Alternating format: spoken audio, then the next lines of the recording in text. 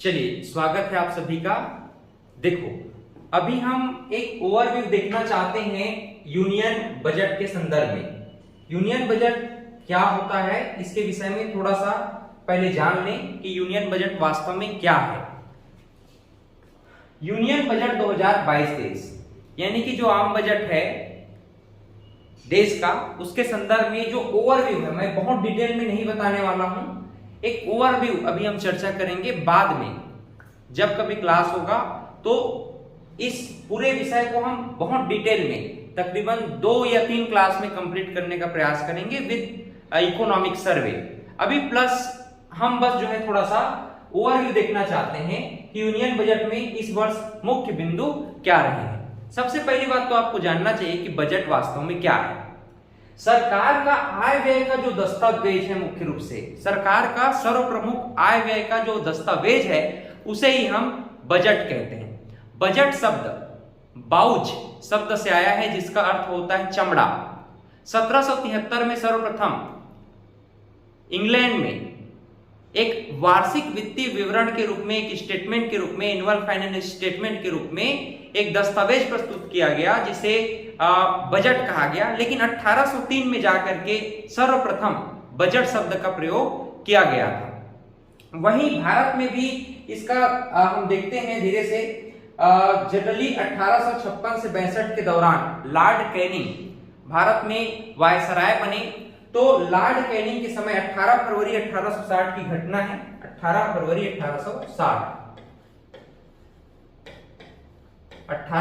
1860 James Wilson. तो James Wilson ने सर्वप्रथम भारत में 18 फरवरी 1860 को एक एनुअल फाइनेंशियल स्टेटमेंट, वार्षिक वित्तीय विवरण प्रस्तुत किया था। इसी नाम से भारत में बजट के जनक के रूप में किसे जाना जाता है? जेम्स विल्सन को जाना जाता है, जो कि एक वित्तीय सदस्य थे लॉर्ड कैनिंग के शासनकाल में। ठीक है। स्वतंत्र भारत में उसी प्रकार से 26 नवंबर 1947 को बजट पेश किया गया। स्वतंत्र भारत की बात कर रहा हूं मैं। स्वतंत्र भारत में 1947 को, फिर 1950 में किसने किया, ये भी ध्यान में रखिएगा। 26 जनवरी 1950 को आर के षडमुखम जी ने जो है क्या किया था, बजट प्रस्तुत किया था। 1950 में जॉन मथाई के द्वारा जो है बजट प्रस्तुत किया गया था। तो इस प्रकार से हमने देखा कि भाई बजट कैसे आया। बजट शब्द बॉगेट शब्द से आता है। बॉगेट में बाउज शब्द से बना है। बाउज का अर्थ होता है चमड़ा। चमड़े के थैले से सर्वप्रथम वार्षिक वित्तीय विवरण प्रस्तुत किया गया था। इसी नाम से इसका जो पारंपरिक चलन है शब्दों के रूप में, उसे बजट कहा गया। लेकिन अब हम बात करें भारतीय संविधान की, तो भारतीय संविधान में कहीं पर भी तो बजट शब्द नहीं दिया है ना। भारतीय संविधान में आपको कहीं भी बजट शब्द का उल्लेख नहीं है। भारतीय संविधान में आप देखिएगा आर्टिकल 112 ध्यान रखिए। आर्टिकल 112 में क्या बताया गया है, इस पर हम बात करना चाहते हैं। आर्टिकल 112, तो आर्टिकल 112 में लिखा गया है annual financial statement. Annual financial statement, annual financial statement अर्थात वार्षिक वित्तीय विवरण। वार्षिक वित्तीय विवरण, वार्षिक वित्तीय विवरण। अब देखिए, वार्षिक वित्तीय विवरण के संदर्भ में आप लोग क्या ध्यान में रखिएगा। आर्टिकल 112 में वार्षिक वित्तीय विवरण यानी एनुअल फाइनेंशियल स्टेटमेंट के विषय में बताया गया है। ये जो एनुअल फाइनेंशियल स्टेटमेंट है, मुख्य रूप से हम इसको 2 वर्गों में बांट सकते हैं, 2 भागों में बांट सकते हैं। कैसे? ये जो वार्षिक वित्तीय विवरण है, एक तो पिछले वर्ष का होता है, एक जो है पिछले वर्ष का होता है, जिसे हम पिछले वर्ष का वार्षिक वित्तीय विवरण कहते हैं, यानी कि last year financial annual statement के नाम से जानते हैं, जिसे हम सरल शब्दों में कहते हैं पिछले वर्ष के पूरे वार्षिक वित्तीय विवरण को आर्थिक सर्वेक्षण कह देते हैं या इकोनॉमिक सर्वे कहते हैं, सरल भाषा में आर्थिक सर्वेक्षण कह देते हैं। आर्थिक सर्वेक्षण यानी इकोनॉमिक सर्वे, इकोनॉमिक सर्वे। इस इकोनॉमिक सर्वे में पूरे एक वर्ष का लेखा जोखा जो भी सरकार के द्वारा आय और व्यय किया गया उसका पूरा जानकारी कहां पर होता है, आर्थिक सर्वेक्षण में होता है। जैसे कि अभी 2021-22 2022-23 में जो बजट आया उसमें बताया गया कि भाई जो इकोनॉमिक ग्रोथ है वो कितना रहने वाला है, 9.2% रहने वाला है। ये प्रश्न डायरेक्ट पूछता है इकोनॉमिक ग्रोथ यानी कि आर्थिक वृद्धि या आर्थिक समृद्धि आप कह सकते हैं या इकोनॉमिक ग्रोथ कह सकते हैं, इकोनॉमिक ग्रोथ। तो ये एक्सपेक्टेड है कि नेक्स्ट ईयर हमारा 2022-23 में जो बजट आया उसमें कहा गया कि भाई हमारा जो आर्थिक वृद्धि है हम एक्सपेक्ट करते हैं, हम संभावना रखते हैं कि 9.2% ग्रोथ रेट हमारा रहने वाला है। तो ये जो आर्थिक सर्वेक्षण है ये 9.2% हमने क्या किया, एक्सपेक्ट किया। तो जब वास्तव में 2023-24 का जो बजट आएगा उस समय 2022-23 का इकोनॉमिक सर्वे भी आएगा। तो इस इकोनॉमिक सर्वे में बताया जाएगा कि हमने एक्सपेक्ट किया था 9.2 और एग्जैक्टली हमने कितना ग्रोथ किया इसके विषय में जो है बताया जाता है। तो इस नाम से जो आर्थिक सर्वेक्षण होता है एक्चुअली में जो बजट पेश किया गया होता है उसी का एक प्रारूप होता है, एक दस्तावेज होता है कि वास्तव में हमने कितना आय और कितना व्यय पूर्ण रूप से किया, है ना। तो ये आर्थिक सर्वेक्षण समझ में आया। तो एनुअल फाइनेंशियल स्टेटमेंट का एक पार्ट क्या होता है, आर्थिक सर्वेक्षण। जब भी बजट पेश किया जाता है साथ ही साथ आर्थिक सर्वेक्षण भी पेश हो जाता है। अर्थात एक तो पिछले वर्ष का पूरा हमने कितना आय व्यय किया दस्तावेज जो है प्रस्तुत किया जाएगा, और दूसरा जो प्रस्तुत किया जाता है उसको हम कहते हैं पब्लिक बजट या सार्वजनिक बजट, या जिसे हम कहते हैं यूनियन बजट। इसे ही पब्लिक बजट भी कह देते हैं, यूनियन बजट या पब्लिक बजट भी इसे कह देते हैं, तो कंफ्यूज नहीं होना है ना। इसे सार्वजनिक बजट या आम बजट भी कह देते हैं, सार्वजनिक बजट,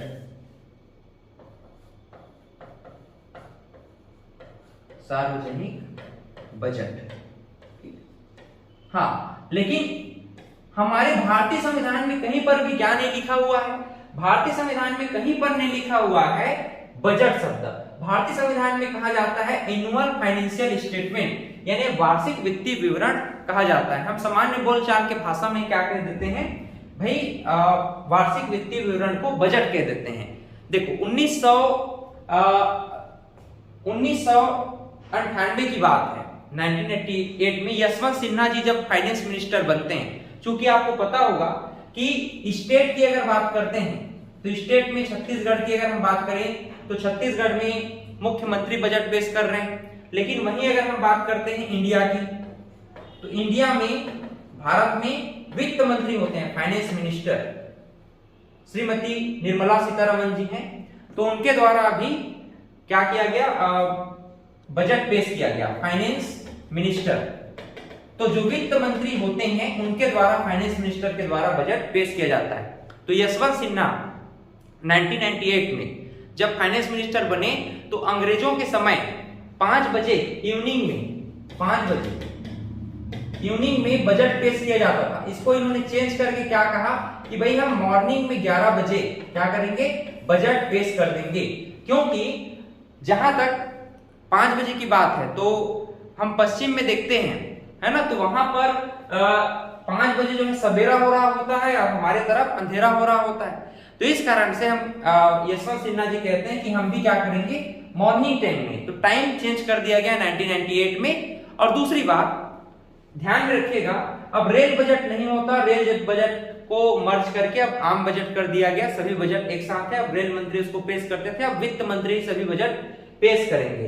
अच्छा, तीसरी बात ये हो जाती है कि फाइनेंस मिनिस्टर के द्वारा बजट पेश किया जाता है और मॉर्निंग 11 AM।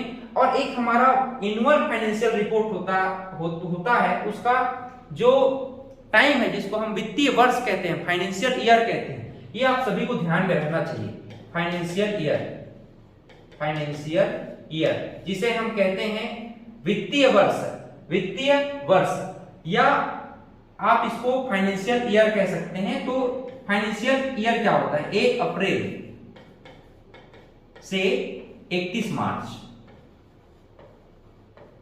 1 अप्रैल से 31 मार्च, ये क्या कहलाता है? फाइनेंशियल ईयर कहलाता है, वित्तीय वर्ष कहलाता है। ठीक, तो उम्मीद करता हूं ये जो टर्म्स थे आप समझ पाए होंगे कि वास्तव में बजट क्या होता है। बजट क्या होता है? एक पिछले वर्ष का और एक आगामी वर्ष का। पिछले वर्ष को हम लोग क्या बोलते हैं? पिछले वर्ष का जो भी होता है उसे हम जो रियल एस्टिमेट होता है एक्चुअली में, उसे हम क्या कह देते हैं?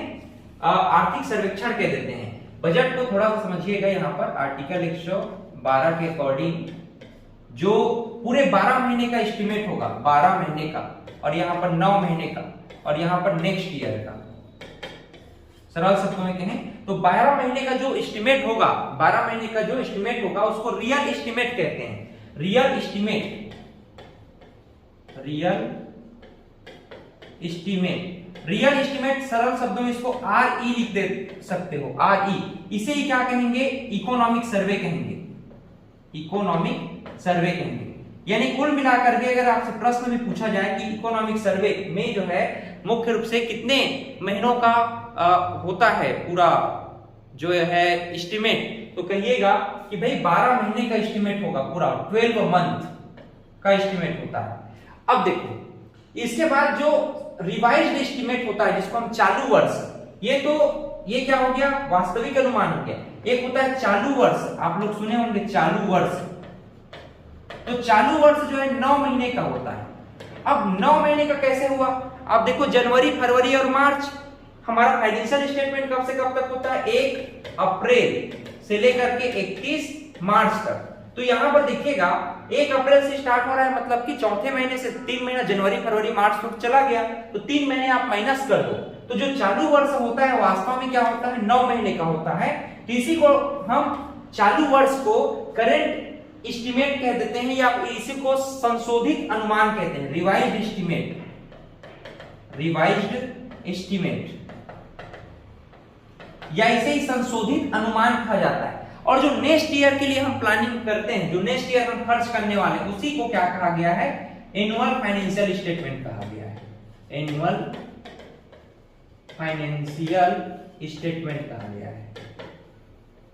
ठीक, तो हम इसी के विषय में बात करेंगे। अब इसको कैसे पहचानोगे कि ये जो है इकोनॉमिक सर्वे है कि चालू वर्ष है कि एनुअल फाइनेंशियल स्टेटमेंट है, बजट है? जब भी भविष्य की बात करेंगे, इतना खर्च होगा, इतना खर्च करेंगे, ऐसा ऐसा होगा, ठीक है, तब के कंडीशन में समझिएगा कि वो एनुअल फाइनेंशियल स्टेटमेंट के विषय में बात कर रहे हैं। और इतना ग्रोथ रहा, ठीक है, इतना खर्च किया गया, तो पास्ट टेंस में जब भी पूछेगा तो आप कहिएगा कि चर्चा किया जा रहा है अभी इकोनॉमिक सर्वे की। तो ये कुछ बातें थी जो आपको ध्यान में रहना चाहिए। अब हम ओवरव्यू देख रहे हैं, बस 10 मिनट से भी कम हम समय लेंगे और पूरा ओवरव्यू देख लेंगे कि यूनियन बजट 2022-23 में मुख्य विषय क्या रहा, किन किन बातों पर फोकस किया गया है। पहली बात, समावेशी विकास सरकार की प्राथमिकता है, जिसमें धान, खरीफ और रबी फसलों के लिए किसान शामिल हैं, जिसके तहत 1000 MLT धान की खरीदी की उम्मीद है, जिससे 1 करोड़ से अधिक किसान लाभान्वित होंगे। देखो होंगे लिखा है, लाभान्वित होंगे मतलब नेक्स्ट ईयर, यही बजट है। तो कुल मिलाकर के समावेशी विकास, समावेशी विकास शब्द को कैसे आप समझते हैं? समावेशी विकास का मतलब क्या होता है? समावेशी मतलब कि सबको समान, सबको समाये हुए, मतलब अमीर, उच्च वर्ग, निम्न वर्ग, मध्यम वर्ग, है ना, तीनों वर्ग को आर्थिक दृष्टिकोण से एक साथ समाहित करके चलना ही क्या कहलाता है? समावेशी कहलाता है। और उनको ग्रोथ करना, उनका जो है स्वास्थ्य, शिक्षा और जीवन स्तर, तीनों को ऊपर उठाने का जो काम है उसी को समावेशी विकास कहा जाता है। तो चूंकि भारत सरकार अब छत्तीसगढ़ की अगर हम बात करें, इंडिया की बात करें, पूरे देश की हम बात करें, हमको पहले ही पता है कि भारत जो है गांवों का देश है और 60% से अधिक लोग गांव में रहते हैं। और इनको सबसे अधिक रोजगार कहां से मिलता है? एग्रीकल्चर सेक्टर से मिलता है, कृषि क्षेत्र से। तो एग्रीकल्चर सेक्टर में सबसे अधिक डिपेंडेंसी है और इसका मात्र 16.6% जीडीपी में कंट्रीब्यूशन है। तो ये बहुत दयनीय स्थिति है, इसको तो 50% से एबव होना चाहिए जीडीपी में कंट्रीब्यूशन। इसी नाम से गवर्नमेंट चाह रही है कि हम जो है धान, खरीफ फसल, रबी फसलों के लिए किसानों को शामिल करेंगे, 1 करोड़ से अधिक किसान लाभान्वित होंगे, ऐसे एमएलटी धान की खरीद हम करेंगे। तो एग्रीकल्चर सेक्टर में समावेशी विकास को जोड़ने का प्रयास किया गया है। एग्रीकल्चर सेक्टर के माध्यम से हम ऐसा जो है कर सकते हैं। दूसरा, आत्मनिर्भर भारत के अंतर्गत 16 लाख नौकरियां दी जाएंगी। अब यहाँ पर बहुत से स्टूडेंट्स कंफ्यूज हो जाते हैं और पहली बात बजट सुन रहे हैं उन लोग भी कंफ्यूज हो जाते हैं कि भाई 16 लाख नौकरियां दी जाएंगी, तो 16 लाख नौकरियां दी जाएंगी, नहीं, आत्मनिर्भर भारत के अंतर्गत 16 लाख नौकरियां दी जाएंगी।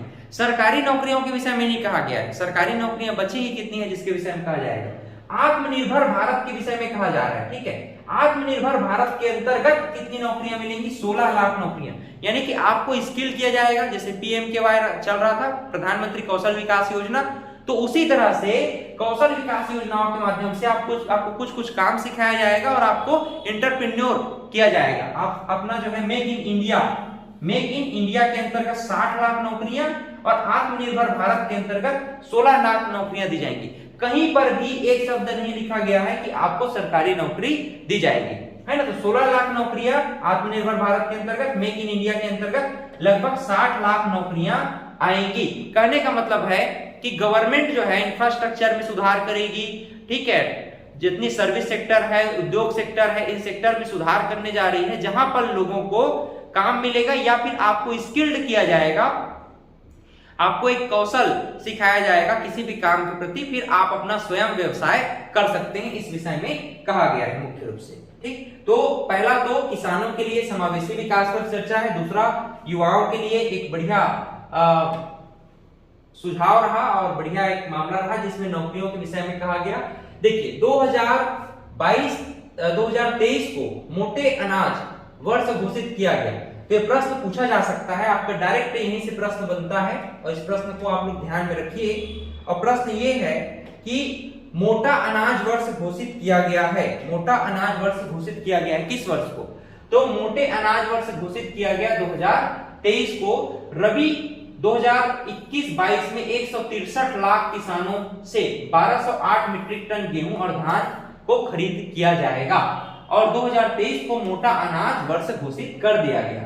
आगे देखिए, रेलवे छोटे किसान और उद्यमों के लिए कुशल लॉजिस्टिक विकसित करेगा, स्थानीय उत्पाद की आपूर्ति श्रृंखला में मदद के लिए एक स्टेशन एक उत्पाद लागू किया जाएगा। क्लियर है? आगे देखो, यहां पर कहा जा रहा है कि भाई अगले 3 वर्षों के दौरान बेहतर दक्षता वाली 400 नई जनरेशन की वंदे मातरम ट्रेन लाई जाएगी। तो 3 वर्षों के दौरान 400 नई जनरेशन की वंदे मातरम ट्रेन, अगले 3 वर्षों में 100 पीएम गति शक्ति कार्गो टर्मिनल विकसित किए जाएंगे। साथ ही साथ ग्रामीण और शहरी क्षेत्रों में 60,000 घरों को पीएम आवास योजना के लाभार्थियों के रूप में पहचान की जाएगी। 60,000 शहरी और ग्रामीण क्षेत्रों में पीएम आवास योजना मिलेगी। 2022-23 में पीएम आवास योजना के लाभार्थियों के लिए 80 लाख मकानों का निर्माण पूरा किया जाएगा। ठीक है, पीएम आवास योजना में 80 लाख मकानों का निर्माण पूरा किया जाएगा। अगला पॉइंट यहां पर देखिए, कक्षा 1 से लेकर के 12 के लिए क्षेत्रीय भाषाओं में पूरक शिक्षा प्रदान करने के लिए 1 क्लास 1 टीवी चैनल की संख्या को बढ़ा करके 12 से 200 टीवी चैनल कर दिया गया है। बहुत इंपॉर्टेंट है और ध्यान रखने लायक चीजें हैं, इन पॉइंट्स को आपको ध्यान में रखना है। 1 class 1 TV channel, 1 class 1 TV channel, तो इसकी संख्या को 12 से बढ़ा करके 200 टीवी चैनल किया जाएगा। अभी तक 12 थी, अब इसको रीजनल लैंग्वेज में, रीजनल लैंग्वेज मतलब कि क्षेत्रीय भाषाओं में भी जो सप्लीमेंट्री एजुकेशन है उसको फुलफिल करने के लिए कक्षा 1 से 12 के बच्चों के लिए इसको टीवी चैनल को 200 बढ़ाया गया। मतलब आप चाहेंगे छत्तीसगढ़ से हैं, मध्य प्रदेश से हैं, उड़ीसा से हैं, बिहार से हैं, तो आप रीजनल जो लैंग्वेज है आप उस रीजनल लैंग्वेज में भी इन टीवी चैनल के माध्यम से कक्षा 1 से 12 तक की कक्षाओं को एक एलिमेंट्री एजुकेशन था और एक सप्लीमेंट्री एजुकेशन।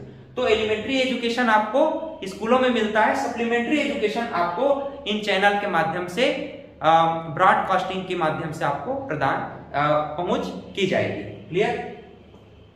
स्किलिंग प्रोग्राम को नया रूप दिया जाएगा। हमारे युवाओं में स्किलिंग, अप स्किलिंग और री स्किलिंग के लिए डिजिटल देश में ई पोर्टल, डिजिटल देश ई पोर्टल याद रखिएगा, ये इंपॉर्टेंट है। डिजिटल देश ई पोर्टल किससे संबंधित है? डायरेक्ट प्रश्न करता है डिजिटल पोर्टल, डिजिटल देश ई पोर्टल किससे संबंधित है? तो आप कहिएगा ये जो है री स्किलिंग, ठीक है, री स्किलिंग से संबंधित है, जिसमें हम मुख्य रूप से स्किलिंग, री स्किलिंग, यहां ऐसा लिखो, स्किलिंग, अप स्किलिंग और री skilling, SUR sure, SUR sure, यानी कि आप कहिएगा कि डिजिटल देश ई पोर्टल स्किलिंग, अप स्किलिंग और री स्किलिंग से संबंधित है, जो कि स्किलिंग प्रोग्राम के माध्यम से लॉन्च किया जा रहा है। तो ये डायरेक्ट प्रश्न आपका बन सकता है। आगे देखिए,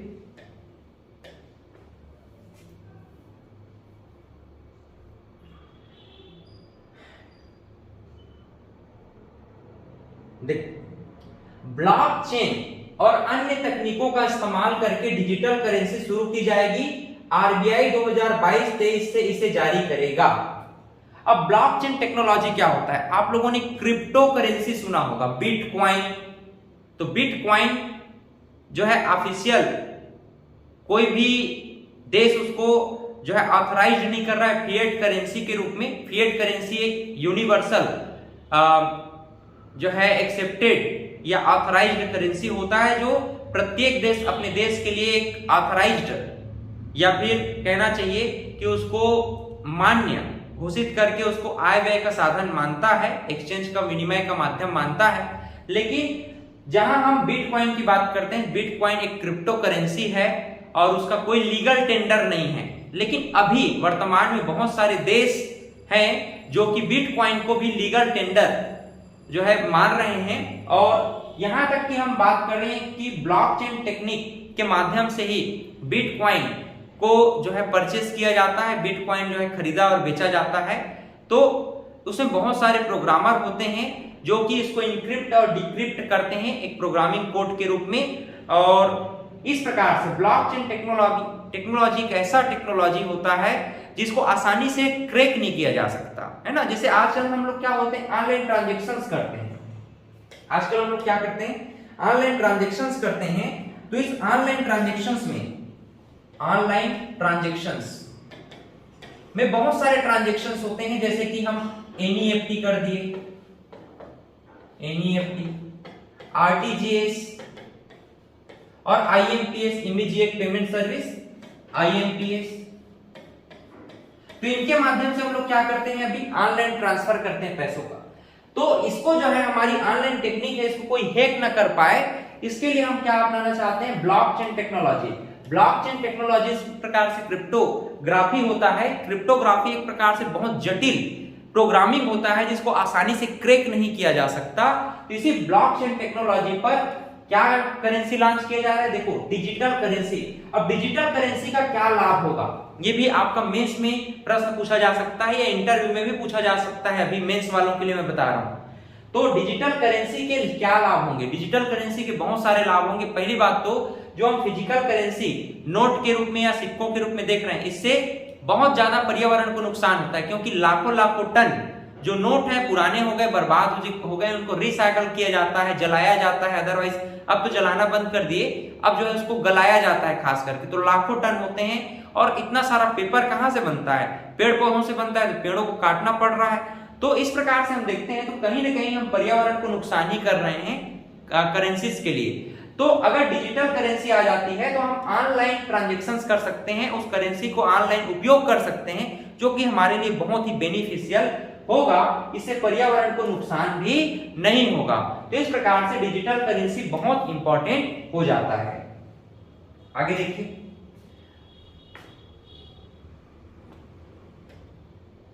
यहां पर देखो, minimum government maximum governance, minimum government and maximum governance लाया जा रहा है। अब देखो, प्राइवेटाइजेशन जब भी होता है या भी जहां की अर्थव्यवस्था निजी अर्थव्यवस्था पर आधारित होती है, है ना, प्राइवेटाइजेशन पर आधारित होती है, वहां पर अगर देखा जाए तो मिनिमम गवर्नमेंट मैक्सिमम गवर्नेंस का ही काम होता है। मिनिमम गवर्नमेंट यानी कि शासन जो है कम हस्तक्षेप करेगी और मैक्सिमम गवर्नेंस आपको अधिक सुविधाएं प्रदान करेगी। हस्तक्षेप कम किया जाएगा आपके काम पर और आपको सुविधाएं अधिक मिलेगी। इस प्रकार की जो विचारधारा से सरकार प्रतिबद्ध है। 1486 यूनियन कानूनों के निरस्त होने के साथ ease of doing business 2.0 launch किया जाएगा। तो याद रखिएगा, ये जो ईज ऑफ डूइंग बिजनेस 2.0 है, एक्चुअली में ये इंडस्ट्रियल सेक्टर को बूस्ट करने के लिए और खास करके जो प्राइवेटाइजेशन किया गया उनको जो है और अधिक प्रगतिशील बनाने के लिए एक प्रयास है। Minimum government and maximum governance का जो सरकार के द्वारा प्रतिबद्धता है, इस पर ease of doing business 2.0 launch किया जाएगा और सरकार इसको पालन करने का विश्वास जताती है। अब देखो, यहां पर किसानों को डिजिटल और हाईटेक सेवाएं प्रदान करने के लिए PPP मॉडल योजना की शुरुआत होगी। अब यहां पर दो प्रकार का PPP होता है। PPP जो है दो प्रकार का होता है।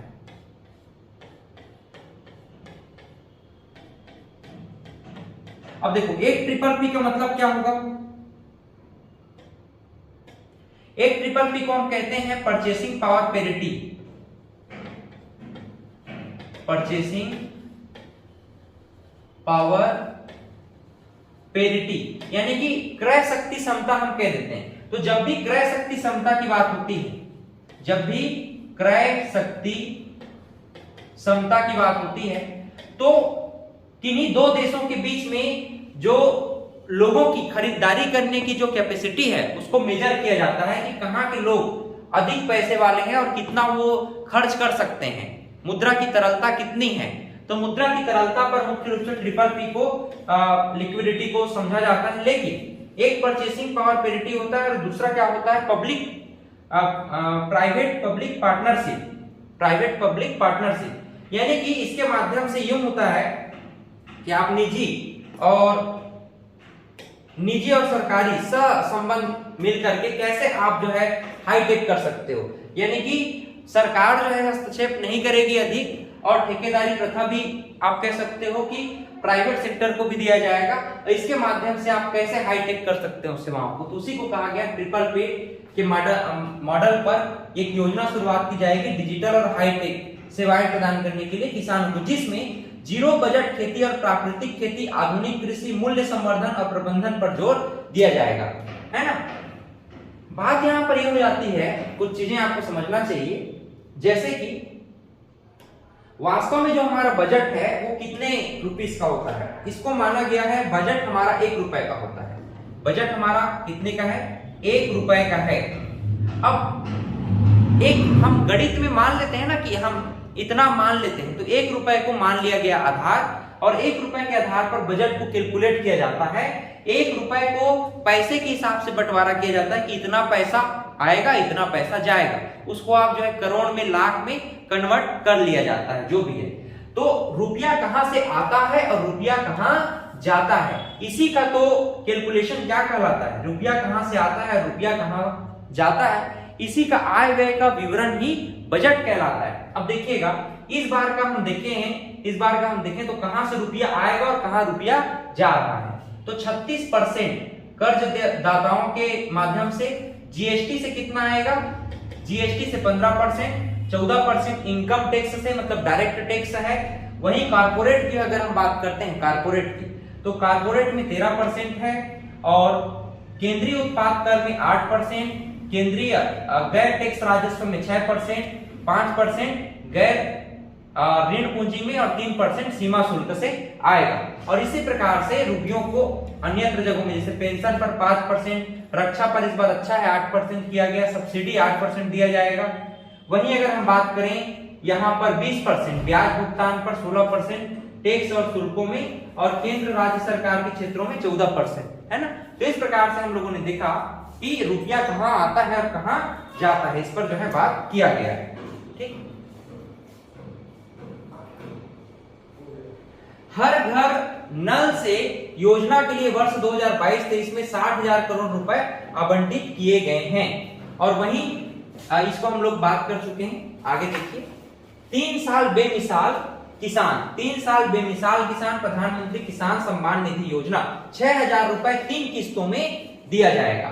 वहीं कच्चे जूट का न्यूनतम समर्थन मूल्य वेरी वेरी इंपॉर्टेंट है भाई, इसको तो आपको ध्यान में रखना ही चाहिए और ये एग्जाम के पॉइंट ऑफ व्यू से भी इंपॉर्टेंट हो सकता है, क्योंकि यहां पर देखिए छत्तीसगढ़ की बात करें, छत्तीसगढ़ में तो 65 उत्पादों पर न्यूनतम समर्थन मूल्य दिया जा रहा है, एमएसपी मिनिमम सपोर्ट प्राइस, लेकिन भारत सरकार कह रही है कि जो कच्चा जूट है इसके हम न्यूनतम समर्थन मूल्य घोषित करते हैं। तो कच्चे जूट का एमएसपी 4750 रुपए प्रति क्विंटल तय किया गया है। तो ये पूछा जा सकता है कि कच्चे जूट का कितना एमएसपी केंद्र सरकार तय करती है। उत्पादन अखिल भारतीय औसत लागत 7.53% की सुनिश्चित वापसी होगी और न्यूनतम 50% लाभ पर मार्जिन का भरोसा दिया गया है और स्पेशली जो मिनिमम सपोर्ट प्राइस है एमएसपी वो 4750 रुपए प्रति क्विंटल किया गया है। तो फाइनली एक बार और सुन लीजिए ध्यान से कि आप लोग का बार बार प्रश्न आते रहता है कमेंट में कि सर हम कहां से प्राप्त करें इसका पीडीएफ, सर इसका पीडीएफ मिल जाएगा क्या? तो हर बार मैं बताता हूं, यहां पर देखिए हमारा जो घोटुल पब्लिकेशन बिलासपुर पब्लिकेशन है, इसके माध्यम से ये पूरा करंट अफेयर यहां पर आगे भी आप देख लो, ये छत्तीसगढ़ का पूरा बजट है ओवरव्यू और इसके अलावा इस करंट अफेयर में आपको बहुत सारी चीजें मिल जाएंगी। थोड़ा सा देख लीजिए, यहां पर देखो नवंबर में वन लाइनर में भी दिया हुआ है, इसके साथ ही साथ आपको आंसर क्वेश्चन पर बेस्ड पूरा मंथली यहां पर दिया गया है, जिसके लिए आपको एप्लीकेशन डाउनलोड कर लेना है, लिंक दिया गया है, वहां पर आप घोटुल पब्लिकेशन बिलासपुर करके एक व्यू दिखेगा, वहां पर जाकर के आप इसको परचेस कर सकते हैं, पढ़ सकते हैं ऑनलाइन। ठीक, तो ये डाउट सबको क्लियर हो गया। चलिए, तो यहाँ पर ना कुछ क्वेश्चंस को भी आप लोग साथ में देख लो और जैसे कि एक लाइन में ही हम बात कर लेते हैं, हालांकि नेक्स्ट क्लास में जब भी होगा तो डिटेल में बात कर लेंगे। देखो, संसद में पेश की गई इकोनॉमिक सर्वे के अनुसार वित्त वर्ष 2022-23 में देश का जीडीपी ग्रोथ रेट रहने का अनुमान क्या है, जिस पर हम बात कर रहे थे। जैसे कि 2021-22 का जो ग्रोथ रेट रहा उसका इकोनॉमिक सर्वे में और हम एक्सपेक्ट कितना कर रहे हैं इस पर बात किया गया। तो 2022-23 के लिए जीडीपी ग्रोथ रेट का अनुमान कितना किया गया? 8 से 8.0, 8 to 8.5, 8 to 8.5, 8.0 to 8.5 ये एक्सपेक्टेड है, लेकिन कितना रहा अगर पूछा जाएगा तो 9.2। 2021-22 में कितना रहा अगर पूछा जाएगा तो आप क्या कहिएगा? 9.2। लेकिन अगर आपसे पूछा जाता है कि एक्सपेक्टेड कितना है ग्रोथ रेट 2022-23 के लिए, तब आप क्या कहिएगा? 8 to 8.5। क्लियर है? यहां पर एक लाइन में अगर आप इसको पढ़ना चाहो तो देख भी सकते हो कि अमेरिका और चीन के बाद भारत के पास दुनिया का तीसरा सबसे बड़ा स्टार्टअप इकोसिस्टम है। ये भी अपना एक प्रश्न है बढ़िया से, देखो इसको मैं आप लोगों को बता देता हूं। देखिए,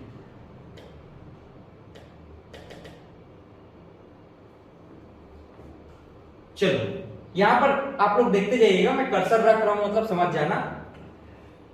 अमेरिका और चीन के बाद भारत जो है दुनिया का तीसरा सबसे बड़ा स्टार्टअप इकोसिस्टम है। भारत को 2021 में 44 यूनिकॉर्न मिले, ये एक नया रिकॉर्ड है। यूनिफाइड पेमेंट इंटरफेस यानी यूपीआई वर्तमान में ट्रांजैक्शन वॉल्यूम के मामले में देश में सबसे रिटेल पेमेंट सिस्टम है। इकोनॉमिक सर्वे में वित्त वर्ष 2021-22 में एग्रीकल्चर सेक्टर को ग्रोथ अनुमान 3.9 रखा गया है। इंडस्ट्रियल सेक्टर में 11.8 की ग्रोथ रेट का अनुमान रखा गया है। सर्विस सेक्टर की ग्रोथ रेट का 8.2, यानी कि एग्रीकल्चर में 3.9, इंडस्ट्रियल सेक्टर में 11.8 और सर्विस सेक्टर में 8.2% का ग्रोथ रेट का अनुमान रखा गया है। भारत की कुल एक्सपोर्ट 2021-22 में महामारी से पहले के लेवल पर पार करते हुए 16.5% से बढ़ने की उम्मीद है। तो इस प्रकार से इकोनॉमिक सर्वे का ग्रोथ रेट का अनुमान सबको ध्यान में रखना चाहिए। वित्त वर्ष 2021-22 के लिए पहले भी हम लोगों ने चर्चा किया, कितना रहा? 9.2 रहा और आगामी बजट वर्ष के लिए कितना रखा गया 2022-23 में? 8 to 8.5, यानी कहीं ना कहीं ग्रोथ रेट कम होने की संभावना है। जीडीपी को लेकर की शंकाएं, कोविड जैसी अगली नई लहर ना आ जाए, कच्चे तेल की कीमत $70 से $75 प्रति बैरल के आसपास ना हो जाए, इस प्रकार के, और दुनिया में ब्याज दर की वृद्धि बहुत तेज ना हो, मानसून सामान्य रहे। ये कुछ जो है कंफ्यूजन है, कुछ शंकाएं हैं जो कि जीडीपी ग्रोथ रेट को लेकर के है। बजट से संबंधित भी कुछ प्रश्न यहाँ पर दिए गए हैं। ये सभी आपको कहाँ मिल रहे हैं? घोटुल पब्लिकेशन बिलासपुर के ही जो करंट अफेयर है वहां पर आपको एकदम शॉर्ट एंड स्वीट मिल जाएगा, वहां से आप लोग देख लीजिएगा। हाँ, मैं इस पर बात करना चाह रहा हूं आपसे, बजट पर। देखो ये प्रश्न को देखिए, बजट 2022-23 में केंद्र सरकार में कितने रुपए का लक्ष्य रखा गया है? तो 39.44 लाख करोड़ रुपए, ये एग्जैक्ट याद हो गया, 39.44 लाख करोड़ रुपए, 39 लाख करोड़ रुपए का बजट का प्रावधान लक्ष्य रखा गया है, 39.44 लाख करोड़। ठीक, तो इस प्रकार से बजट में यहां पर बताया गया 39.44 लाख करोड़ का बजट लक्ष्य। रिवेन्यू रिसिप्ट 22.04 लाख करोड़ और कैपिटल रिसिप्ट 17.4 लाख करोड़ का। बजट में एक्सपेंडिचर का लक्ष्य 39.44 लाख करोड़ का रखा गया है और रिवेन्यू एक्सपेंडिचर, कैपिटल एक्सपेंडिचर, इसको मैं बजट जब पढ़ाने वाला हूं और डिटेल में तब बताऊंगा कि भाई जो आय है और व्यय है ना, पूंजी लागत और जो आय लागत है, ये क्या होता है, इस पर हम बात करेंगे बाद में। अगला प्रश्न यहाँ पर देखो, अगला प्रश्न है बजट 2022-23 में केंद्र सरकार ने फिस्कल डिफिसिट यानी राजकोषीय घाटे का लक्ष्य कितना रखा है? बहुत बहुत इंपॉर्टेंट है, मोस्ट आईएमपी आप मान के चलो कि बजट 2022-23 में केंद्र सरकार ने फिस्कल डिफिसिट कितना लक्ष्य रखा है? 6.4%। 6.4%, याद रख लो, एकदम इंपॉर्टेंट है 6.4%। ये डायरेक्ट प्रश्न आपका पूछा जा सकता है। एक तो 8 to 8.5 ये एक्सपेक्टेड ग्रोथ रेट है 2022-23 के। 9.2 इकोनॉमिक सर्वे के अकॉर्डिंग 2021-22 में हम लोगों ने ये इकोनॉमिक ग्रोथ प्राप्त किया, वो है। और तीसरा जो अब प्रश्न बनता है वो ये कि फिस्कल डिफिसिट 6.4% रहने का अनुमान है, तो ये प्रश्न बहुत इंपॉर्टेंट है। बजट 2022-23 में केंद्र सरकार ने कितनी रकम विनिवेश, डिसइन्वेस्टमेंट का लक्ष्य रखा है? तो 65,000 करोड़ रुपए का। ठीक है, और अगला प्रश्न यहां से देख लीजिए, वित्त मंत्री निर्मला सीतारमण ने बजट भाषण के दौरान कितने वर्षों के वक्त को अमृत काल बताया है? बहुत इंपॉर्टेंट प्रश्न है ये। अगले 25 वर्षों के लिए इस पर बात करते हैं। अगले 25 वर्ष को अमृत काल कहा है। क्लियर? केंद्रीय बजट 2022-23 के दौरान वित्त मंत्री ने अगले 3 वर्षों में कितनी नई वंदे मातरम ट्रेनों को चलाने का ऐलान किया? तो 400। इस पर हम लोगों ने बात भी किया था। केंद्रीय बजट 2022-23 के दौरान वित्त मंत्री ने अगले 3 वर्षों में कितनी वंदे मातरम ट्रेनों को चलाने का लक्ष्य रखा? 400। ठीक, तो ये कुछ बातें हैं जो आप लोग को ध्यान में रखना है। इसी प्रकार से और भी बहुत सारे प्रश्न हैं, इन प्रश्नों को आप लोग कर ही लो, कंप्लीट कर लो। जैसे कि यहां पर ये वाला प्रश्न देखिए, 57 वाला, बजट 2022-23 में कौशल विकास योजना के अंतर्गत किन नई तकनीकों को प्रोडक्ट का बढ़ावा दिया जाएगा? ड्रोन्स, जो ड्रोन्स हैं उस पर जो है अधिक फोकस करने का प्रयास किया गया है, जो कि रेडियो फ्रीक्वेंसी आइडेंटिफिकेशन और बायोमेट्रिक, इस प्रकार से बहुत सारे ई पासपोर्ट 2022-23 में इस सब फैसिलिटी को लाने का प्रयास है। इसमें इलेक्ट्रॉनिक माइक्रोचिप लगेगी, ऐसा बात कहा जा रहा है। और ड्रोन्स तकनीक को भी बढ़ावा देने का काम किया गया। सेमीकंडक्टर पर तो ऑलरेडी काम किया जा रहा है, 5 टेक्नोलॉजी ऑलरेडी काम किया जा रहा है, ड्रोन्स पर भी काम करने का बात किया गया है। ठीक, तो इस प्रकार से और भी बहुत सारे प्रश्न हैं, आप लोग इसमें पढ़ते रहिएगा। पीडीएफ में आप लोग देख सकते हैं घोटुल पब्लिकेशन बिलासपुर का। ठीक, तो नेक्स्ट क्लास में हम लोग और कुछ नए मुद्दों पर बात करेंगे। तब तक के लिए पढ़ते रहे, आगे बढ़ते रहें। Have a great day.